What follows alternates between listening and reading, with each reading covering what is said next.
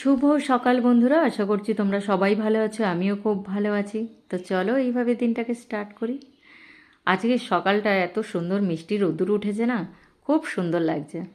আর আমার ব্যালকনিতে আমি তুলসী গাছ আনছি যতবার, কিছুতেই ঠিকঠাক হচ্ছে না। এই একটা নতুন এনেছি, দেখা যাক এখন কীরকম হয়।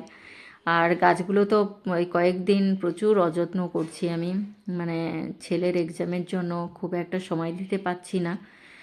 তো যাই হোক, আজকের একটুখানি জল দিলাম। আর চলো একটু টিফিনটাও করে নিই।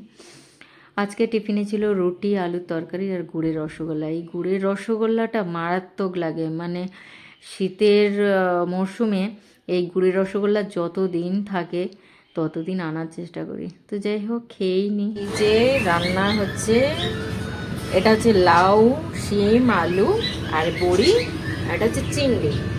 এটা হচ্ছে তরকারি করব। শুধু শুকনো লঙ্কা তেলে দিয়েছি, আর একটা 5 ফোড়ন, এটা ভেজে রেখে দিয়েছিলাম, এটাকে তুলে। আর এতে শুধু আদা বাটা দেবো, আর যেমন জিরে গুঁড়ো, ধনে গুঁড়ো, হলুদ গুঁড়ো এগুলো দেয় ওইটা। এতে আর কোনো কিছু আলাদা করে মশলা খুব একটা লাগে না, পেঁয়াজ রসুন এগুলো দেবো না।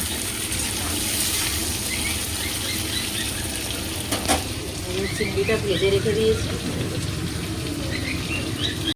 আমার ছেলের তো চিংড়িতে অ্যালার্জি, তো সেই কারণে ওকে একটু ডিমের তরকারি বানিয়ে দিলাম। আর আমি তো মানে আর্ধেক খাওয়া হয়ে গেছে, ভিডিও করতে ভুলে গেছিলাম।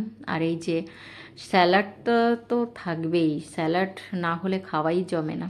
তো যাই হোক, দুপুরবেলা খাওয়ার পর আবার রাতের রান্নার চিন্তা। তো এখানে চিলি চিকেন বানিয়ে নিয়েছিলাম রাতে ডিনারের জন্য।